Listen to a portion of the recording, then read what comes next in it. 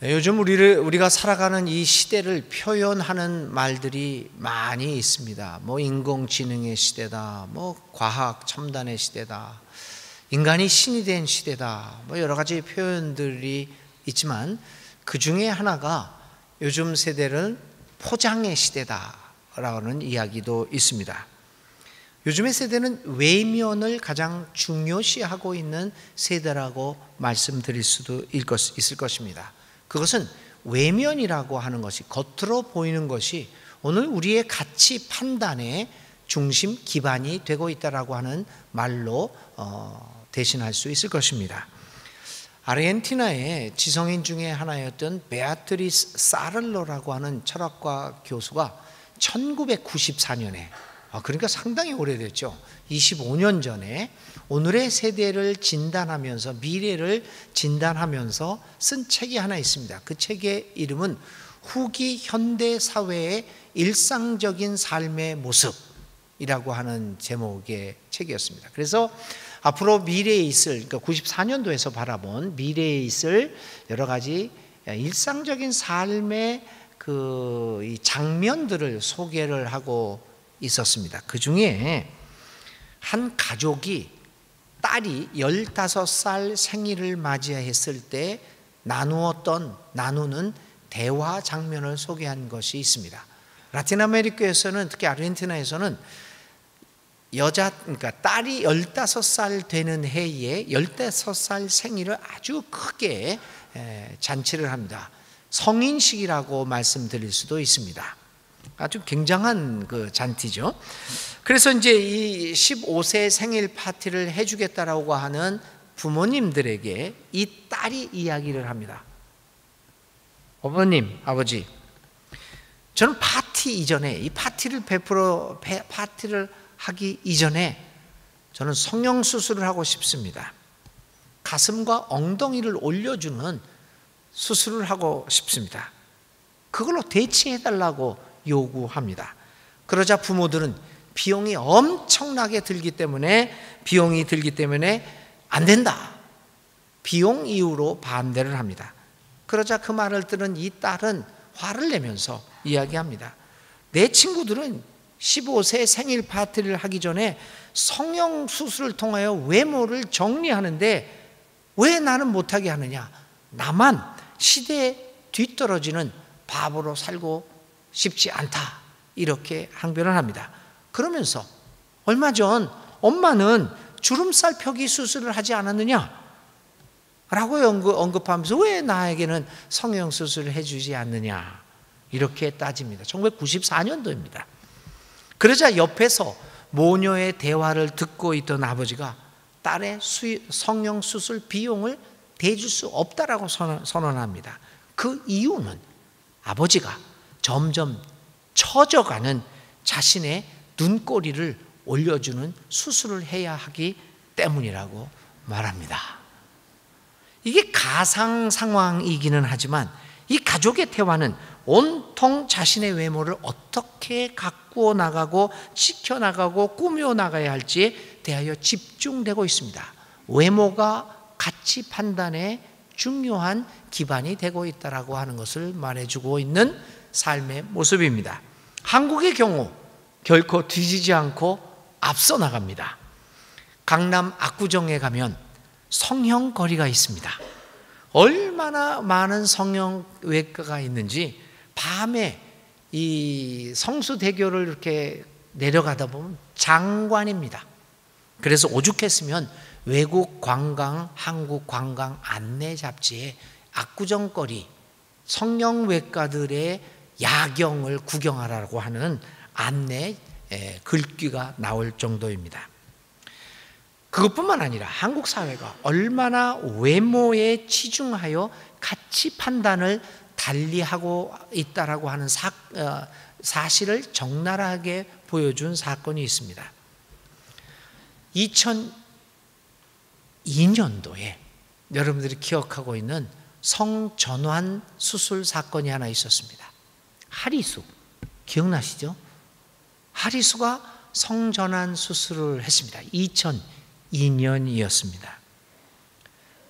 그런데 그 2년 전에 2000년도에 또 한 사람이 커밍아웃을 한 사건이 있었습니다.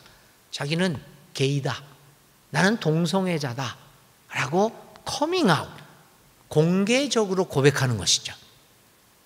누구죠? 홍석천이었습니다. 저는 여기서 트랜스젠더나 동성애 문제를 얘기하고자 하는 게 아닙니다.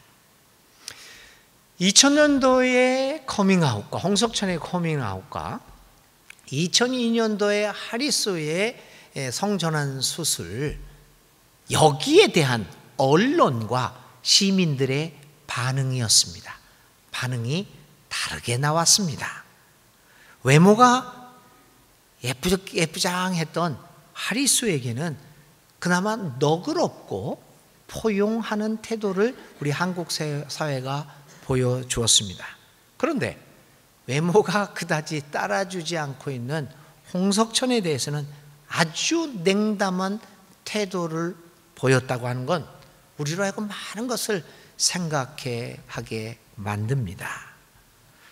외모에 따라 판단 기준이 달라지고 있다라고 하는 것을 우리는 이런 조그만 사건을 통하여 볼 수 있게 됩니다. 이러한 모습을 프랑스의 문화 비평자이고 철학가인 리포베스키라고 하는 사람은 우리의 시대는 몸을 우상화하는 시대다, 몸의 우상화 시대다, 외모의 우상화 시대라고 지적한 적도 있습니다. 그렇지 않습니까? 오늘 우리들에게 겉으로 보이는 모습은 우상이 되어가고 있습니다. 그것은 우리 한국 교회에도 예외는 아닙니다. 이달 초 3월 초에 서울 광화문에 세문안교회가 4년 만에 건축 공사를 끝내고 위대한 아주 웅장한 교회 건물의 모습을 드디어 드러내었습니다. 세문안교회는 1887년에 세워진 우리나라 최초의 장로교회입니다. 새 건물은 지상 13층, 지하 6층에 약 만평 크기로 거의 만평 크기로 지어졌습니다. 4층에 있는 본당 예배실은 2200명을 수용하는 규모가 되고, 이 천장 높이, 우리 교회는 몇 미터 정도가 되나요? 천장이 19m의 높이로 아주 웅장한 모습을 드러냈고, 이 본당에는 23억 원, 그러니까 200만 불이 넘는 거죠. 23억 원을 들여서 캐나다산 파이프 오르간이 설치되어 있습니다. 아래층에는 다목적 홀과 교회 역사관, 문화유적 전시실, 샤워실, 탈의실 등이 있고, 13층에는 광화문 일대 전체가 한눈에 보이는 카페 겸 복합 문화 공간이 마련되어 있습니다. 지하에는 1000명 이상을 수용할 수 있는 식당과 청년 예배실, 키즈 카페 등이 있습니다. 한국 교회가 앞다투어 대형 성전을 짓고 있습니다. 그리고 대형 교회뿐만 아니라 모든 교회가 외면을 아름답게 꾸미기 위해서 정말 많은 돈을 투자하고 거기에 온통 정신을 쏟고 있습니다. 이런 모습이 바로 리포베스키가 얘기한 외면의 우상화가 오늘 우리 종교계에도 이미 이루어지고 있는 것은 아닌가라고 하는 의구심을 갖게 충분하게 만들고 있습니다. 또 한 가지 얘기를 드립니다. 예전에 저의 아이가 어렸을 때의 이야기입니다. 벌써 30년이 넘은 일이지만 저는 그때 받았던 충격, 그리고 그 의사가 저에게 해주었던 말을 똑똑히 기억하고 있습니다. 왜냐하면 그 의사가 했던 말이 저의 인생의 큰 좌우명같이 저의 인생의 가치관을 결정해 줬기 때문입니다. 아이가 아파서 병원을 데리고 갔습니다. 설사병이었습니다. 저는 사실 그 아이를 병원에 데려가면서 소아과 의사로부터 지사제를 처방받고자 했습니다. 그런데 소아과 의사는 지사제를 처방해 주지 않았습니다. 그러면서 저에게 지금 지사제를 쓰면 안 된다고 얘기합니다. 그가 얘기하는 건 이렇게 얘기했습니다. 지사제라고 하는 것은 마치 구멍을 틀어막는 마개와 같은 것인데 속에 썩은 것들이 있는데도 무작정 막아놓아서 겉으로 설사를 멈추게 하는 것은 오히려 해롭다는 것입니다. 그리고 저에게 이런 말을 했습니다. 썩은 것은 버려야 합니다. 쏟아 버려야 할 것은 쏟아 버려야 합니다. 그래서 속이 깨끗해져서 저야 병이 낫습니다. 시간이 걸리더라도 그렇게 해야 합니다. 그 말이 저의 삶을 뒤흔들어 놓았습니다. 저의 가치관을 결정지어주는 아주 중요한 순간이었죠. 생각해보니 그 말이 맞습니다. 버릴 것을 버리지 못하고 아무리 겉으로 깨끗하게 해놓아도 그 안에서 썩는 것이 있으면 악취가 나게 마련입니다. 교우 여러분, 외모를 아름답게 만들어 놓든지 마개를 해서 썩은 것을 밖으로 튀어나오지 못하게 만든다 하더라도 그 안에서 썩는 것이 있으면 아무 소용이 없습니다. 오늘 예수님이 지적하고 계시는 신앙이 바로 이처럼 속은 깨끗하지 않은데 겉의 형식을 통해서 혹은 마개를 틀어막는 방법으로 살아가고 있는 신앙입니다. 오랜 세월 동안의 신앙생활, 아니 교회 생활을 통하여 겉으로는 세련되고 익숙하고 깨끗한 모습을 보이고 있지만 속으로는 신앙이 그의 삶을 전혀 변화시키지 못하고 있는 신앙, 그것을 오늘 예수님은 책망하고 계십니다. 오늘 우리 모두는 외모에 민감한 삶을 살고 있습니다. 이러한 모습은 신앙생활에도 그대로 적용됩니다. 그리고 우리는 반대로 내면의 삶에 대해서는 소홀히 하며 살아가고 있습니다. 교우 여러분, 신앙이라고 하는 것은 예수님이 말씀하고자 우리가 갖고자 원하는, 예수님이 원하는 그 신앙은 외모보다는 내면의 삶을 깨끗하게 하는 것입니다. 겉보다는 먼저 속이 깨끗해야 합니다. 오늘 예수님께서 말씀하시는 신앙의 잘못된 모습, 위성적인 신앙의 모습이 이것이었습니다. 근원을 깨끗하게 하지 못한 신앙, 그것은 잘못된 신앙입니다. 이런 신앙은 결코 우리가 그렇게 가고 싶어하는 천국으로 인도해 주지 못합니다. 이런 신앙은 우리가 그렇게 받고 싶은 구원, 우리를 구원하지 못하는 신앙입니다. 어쩌면 우리는 스스로 속고 있는지도 모릅니다. 믿음이 우리를 구원해 주는다고 그렇게 믿으면서 그렇게 살아가고 있지만 과연 내가 갖고 있는 믿음이 나를 구원해 줄 수 있는 믿음인가? 이런 것에서는 관심이 없고 그저 믿으면 구원을 받는다라고 하는 그 사실을 착각하고 있는지도 모릅니다. 신앙이 겉모습이 아닌 사람의 근원, 내면의 세계를 깨끗하게 해주지 못하고 있다면 오히려 우리는 그 신앙으로 인하여 더욱더 위선적인 사람이 되어갈 것이고 더욱더 천국으로부터, 하나님의 나라로부터 멀어져가는 삶을 살 수밖에 없습니다. 그러면 여러분, 오늘 우리의 내면을 더럽히고 썩어지도록 하는 것들은 무엇입니까? 오늘의 본문은 예수님은 그것을 탐욕과 방탕이라고 얘기합니다. 그 안에는 탐욕과 방탕으로 가득하게 하는도다. 우리의 내면이, 예수님이 말씀하시는 것은 그렇습니다. 우리의 내면이 탐욕과 방탕으로 가득 차 있다 하는 겁니다. 그래서 이 탐욕과 방탕을 쏟아버리지 아니하면 위선적인 믿음을 벗어날 수 없다라고 말씀하시는 것입니다. 겉이 아무리 화려하다고 하더라도, 건물을 아무리 16층, 지하 10층 정말 삐까번쩍한 화려하게 하더라도 그 건물 안에 있는 내면의 모습이 깨끗하지 못하다고 한다면 그것은 위선적인 신앙이라는 예수님의 책망을 피할 수 없다라는 것입니다. 그러면 탐욕이라는 것은 무엇일까요? 오늘의 말씀, 이 탐욕이라는 말을 한국 성서는 그냥 욕심, 탐욕, 개걸스러움 이렇게 표현을 했습니다. 그런데 영어 표현과 스페인어 표현은 해석은, 번역은 좀 더 우리에게 와닿게 만들어 놓고 있습니다. 영어에서는 이것을 강제로 빼앗다, 이게 탐욕이다. 그리고 스페인어에서는 이 탐욕이라는 말을 도둑질이라고 하는 말로 표현합니다. 욕심과 탐욕은 도둑질이라는 것입니다. 그것은 남의 것을 내 것으로 강제로 빼앗아 만들려는 마음이라는 것입니다. 이런 해석을 들어보면, 이런 번역을 들어보면 우리가 깨닫습니다. 사실상 욕심은 도둑질입니다. 왜냐하면 탐욕이라고 하는 것은 우선적으로 자신의 한계를 넘어서서 지나치게 바라보게 만드는 것이기 때문입니다. 자신의 한계를 넘어서 다른 사람의 영역, 그것이 신의 영역이 될 수도 있고 다른 사람의 영역이 될 수도 있습니다.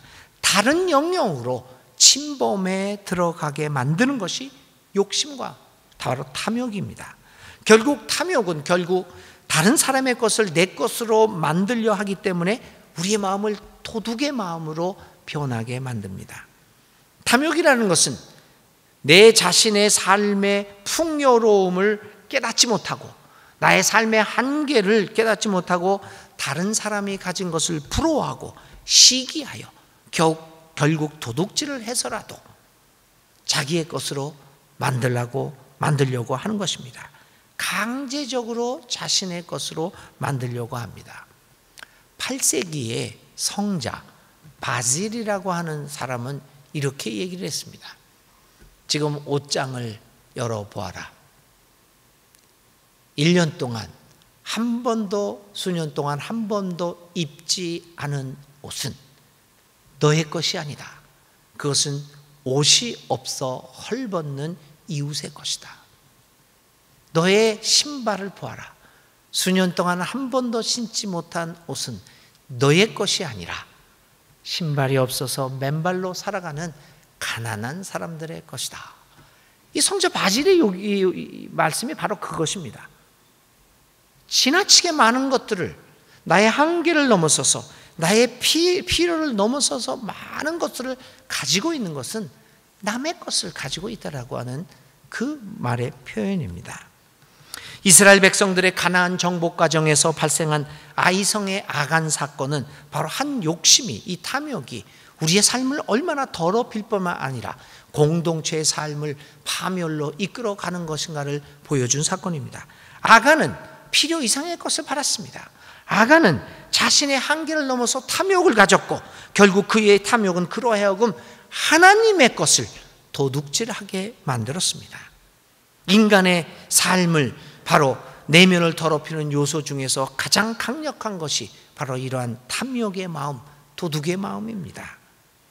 오늘 우리들에게 이러한 마음이 있습니까? 세상은 우리로 하여금 늘 욕심을 갖게 만들고 있습니다. 무한한 경쟁으로만 치닫고 있는 오늘의 사회는 우리로 하여금 경쟁을 통하여 무한한 욕망을 갖도록 만들고 있습니다. 이러한 무한한 욕망의 사회에서 신앙이 갖는 기능은 무엇일까요? 바로 탐욕을 덜어내게 만드는 것이, 쏟아버리게 만드는 것이 신앙의 기능이 아니겠습니까? 목회를 하는 목사들의 내면의 깊은 곳에서도 이 같은 탐욕이 자리 잡고 있습니다. 교회 지도자들의 마음에도 그렇고, 열심히 드리는 우리들의 기도 내용도 자세히 들여다보면 탐욕스러운 내용들이 너무나도 많습니다. 오늘 우리는 주님이 주시는 말씀 속에서 우리 내면이 얼마나 많은 탐욕으로 가득 차 있는 것을 발견하고, 그리고 우리의 내면에 자리 잡고 있는 이 탐욕스러움을 제거해달라고 하나님께 기도드려야 합니다. 아무리 겉을 깨끗이 하고 의젓하고 거룩하게 만들었다고 하더라도 속이 더러우면 소용이 없습니다. 속의 더러움이 겉으로 드러날 날이 있기 때문입니다. 주님께서 말씀했습니다. 감추인 것이 드러날 날이 있다. 우리 얼굴에도 드러나지 않습니까? 주님은 묘하게도 그 탐욕을 감추려고 하지만 우리 얼굴을 통해서도 이 탐욕을 드러냅니다. 옛말에 이런 이야기가 있죠. 40이 넘은 사람의 얼굴은 자신의 인생을 드러내준다. 저는 어렸을 때 그런 말씀을 이제 들어서 40이 됐을 때 제 얼굴을 들여다보고 어떤가 보기도 했습니다만, 이 말은 40이 넘은 사람은 이제 겉사람이 아니라 속에 있는 것들이 나와서 속으로 살아가는 나이가 40이다, 이렇게 얘기합니다. 40이 넘은 사람의 얼굴을 보면 그가 지금까지 살아온 어떤 모양의 삶을 살아왔는가가 많이 나타나지 않습니까? 겉을 아무리 화려하게 꾸미고 있을지라도 그 얼굴에는 사람의 내면의 모습이 드러나게 마련입니다. 그래서 40이 넘은 우리들은 각자의 얼굴에 책임을 져야 합니다.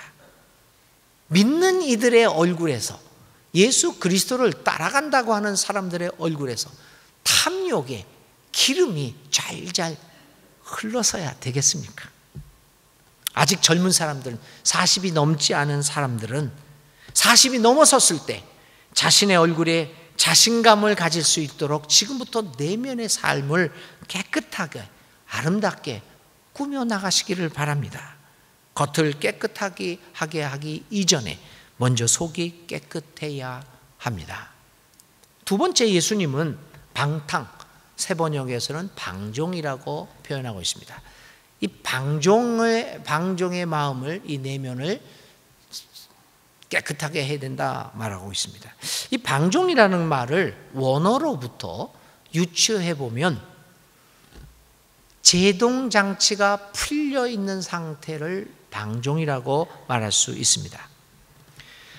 영어에서는 그래서 이 방종이라는 말을 자기 면죄부 부여하기, 이렇게 표현합니다.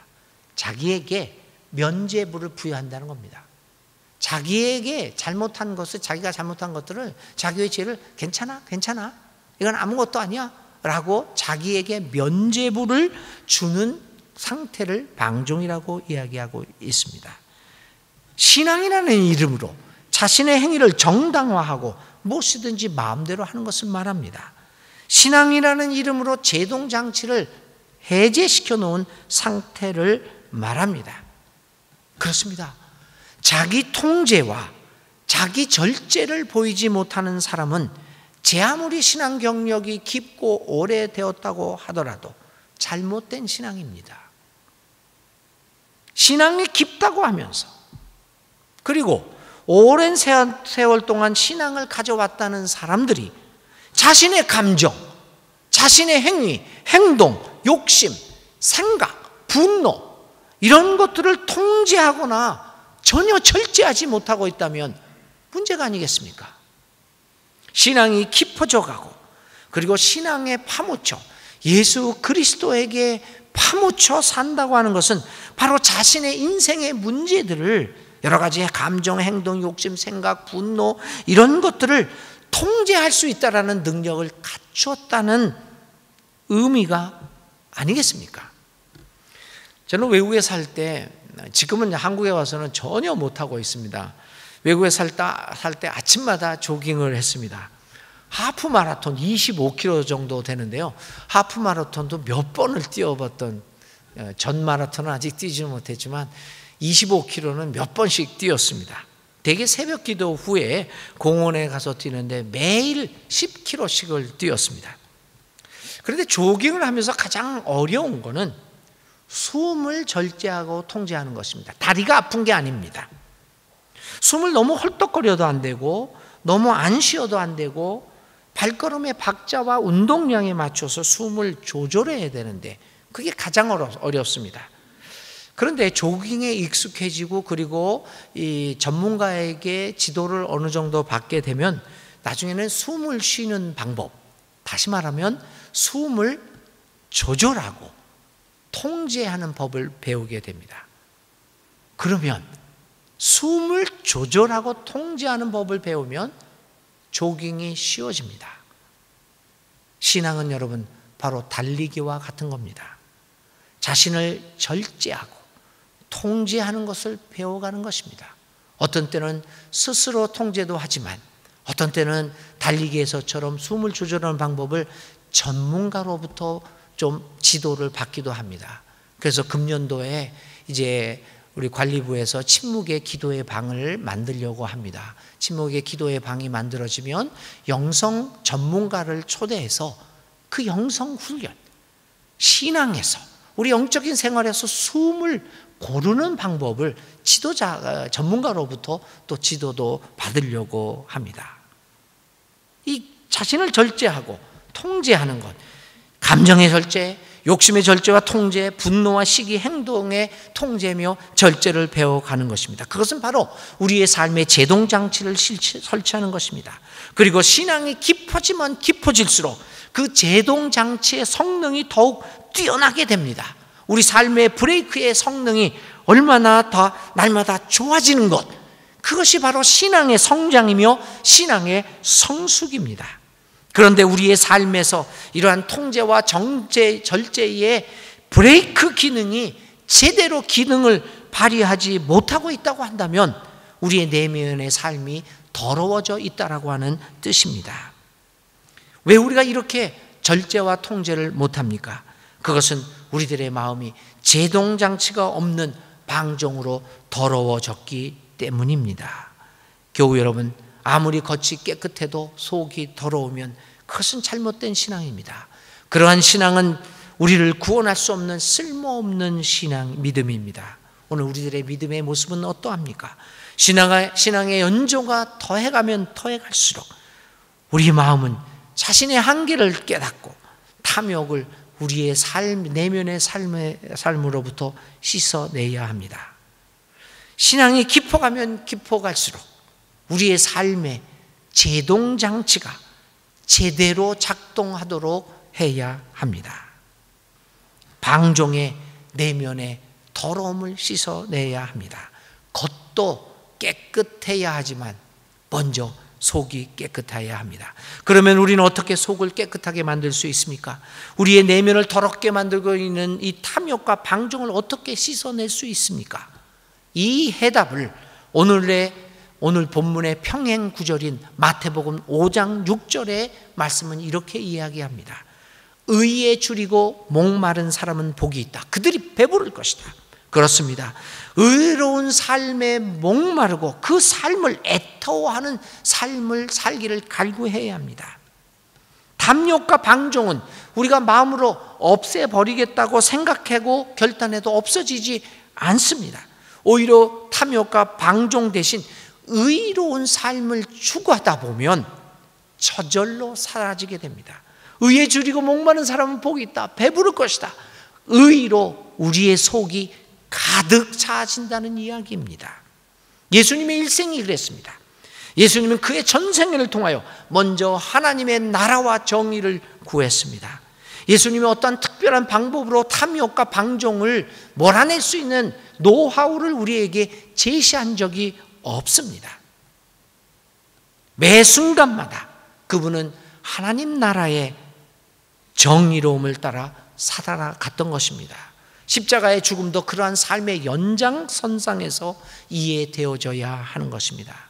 예수님처럼 우리가 매일매일의 삶 속에서 조그마한 일부터 시작하여 하나님 나라와 그분의 정의를 추구하게 될 때 어느 순간 우리의 삶의 내면에서는 이 탐욕과 방종이 사라지고 속이 깨끗해지게 되는 신앙의 체험을 우리 모두가 할 수 있게 될 것입니다.